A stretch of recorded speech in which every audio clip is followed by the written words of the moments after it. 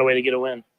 That's Jaden Daniels and Patrick Mahomes. Thanks to the Washington Commanders and the Kansas City Chiefs as we get ready for Championship Sunday. And Howard Balzer now on the line. And Howard, these two games, I think a lot of people were surprised that Washington is there, but I'm going to kind of put you on the spot. Do you recall a team that kind of snuck in like the Washington Commanders and could have an opportunity to get to the Super Bowl?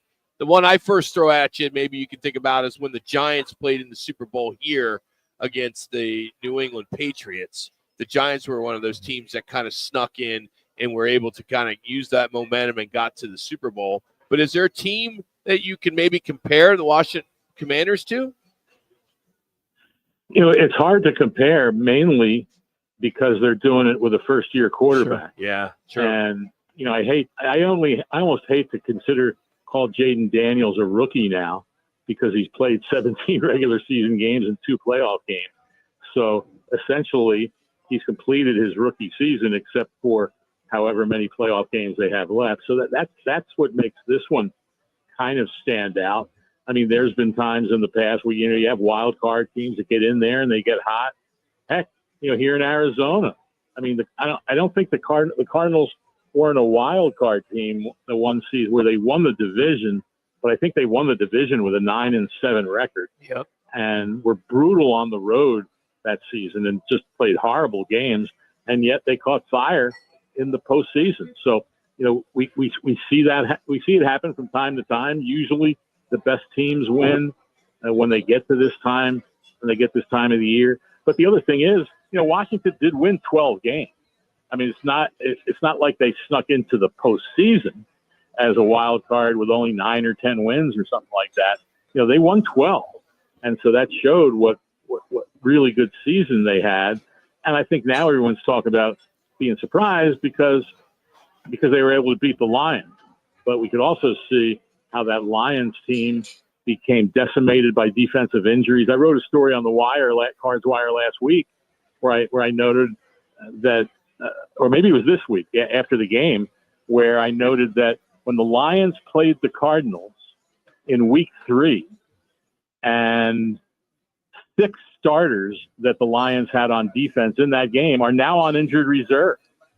And, they gave up 31 points to Green Bay. They gave up 48 to Buffalo, 34 to San Francisco in the last few weeks of the regular season. So you could see that defense had the possibility of bringing them down in the postseason, and that was surely the case last week. And Washington was able to capitalize on it. So they're a hell of a story, and especially with Cliff Kingsbury at offensive coordinator, the guy who, of course, at the end of the seasons can never coach well because everybody catches on to his college offense, right?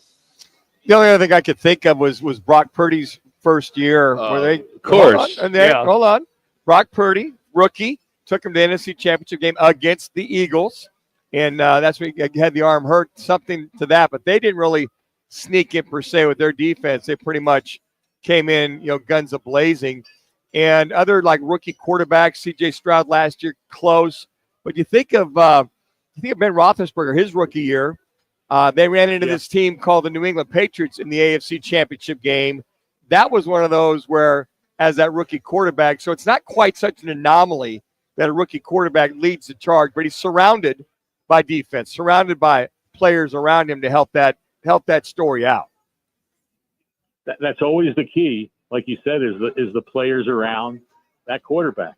And it's why the thing that most drives me nuts about all the narratives and all the little cliches that get repeated over and over is when someone will say about a quarterback, well, he won a Super Bowl, or he won the game, or he lost, as if they were out there by themselves. Right. And obviously we know that that's not the case. And there's not too many quarterbacks, especially at the NFL level, that if they don't have that supporting cast around them, and that doesn't stop at the running game and the receivers and all that. It's also the offensive line. Mm-hmm. I mean, that's huge in terms of how well a team does, and you better have all that going for you. I mean, it was only a few years ago that after the Rams won the Super Bowl, that the next year, with a totally decimated offensive line, for a variety of reasons, not only with the offseason retirement of Andrew Whitworth, but other guys getting hurt during the season. They ended up the year after Super Bowl winning 5 games. And that was with, of course, the boy wonder, the great offensive coordinator, play caller of all time that everyone talks about, is Sean McVay. Well, they weren't able to get it done on offense when they didn't have that offensive line that allows you to do the things with your game plan that that you want to do, because you don't have the protection or you don't have the support in the run game. So you have to have all that. This is it's often said, this is the ultimate team sport. And on any given Sunday, it takes all 48, however many are dressed, to help win that game, because all it takes is one bad play by somebody to help, that helps you lose. And so that's why, Bill Belichick, I don't know if he coined the phrase, and it's a simple one, do your job. Mm-hmm. And that goes for every player that's out there on the field at any given time, all 11. And you can have the greatest play call in the world on offense, but if somebody misses a block or someone misses an assignment or someone doesn't run the right route, that play's not going to work. And that's the essence of football. Howard Balzer's our guest on the Right Toyota guest line. Howard, in your estimation, when did the Kansas City Chiefs become the most hated team in the NFL? When did that happen? I don't get that, Howard. I really don't. I don't understand that. Where that narrative comes from. How hated were the Patriots during the time? Still. And it shouldn't be. How hated were the Yankees in baseball when they won every year? Because so it happened with the Chiefs when they just started winning every year. Yeah. And people say, enough of the Chiefs. We want somebody different. It's time for somebody else to win. But they just keep winning, and they just keep showing how the greatness that they have, even in a season like this one. And even last year, to a degree, wasn't as offensively explosive as previous teams had been. And then this year was even a little bit less than last year. But they play great defense, and they have Mahomes and Andy Reid and all that. And like I said, I mean, this is we all talk about the Patriots, obviously. This is 7 consecutive AFC championship games that this team has been in. Yeah. About a little over a minute. I think that's where it is. And, to me, people should have enduring respect. And I think deep down they do. They have enduring respect for how great they are. But it comes, and I don't even know if it's hated. But then, they'll get a call or two that everyone perceives as a bad call. And then that brings the conspiracy people, the QAnon people out of the woodwork. Say, it's rigged. They want, the NFL want. Well, you know what? Does anybody really think that the NFL wants the same team to keep winning year after year? If anything, they'd probably like to see some other team in there. But it's just pretty crazy. But that fuels, that whole narrative. And people are saying, just like this week, they're saying, boy, it would be nice for Josh Allen, to finally win one and get into the Super Bowl. And I think that's what drives that narrative more than anything, I think. All right, you got about a minute here. What are the 4 commonalities?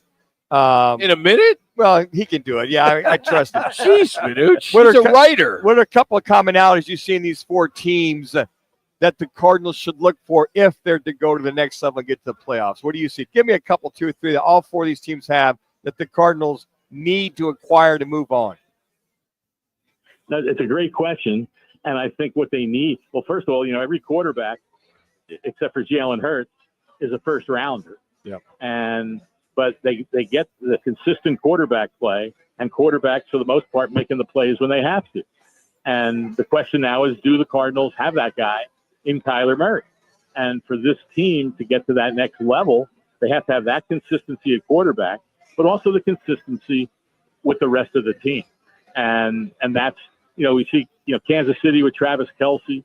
I mean, I think no one talks a lot about the supporting cast that Jaden Daniels had, with Robinson at running back and McLaurin at wide receiver.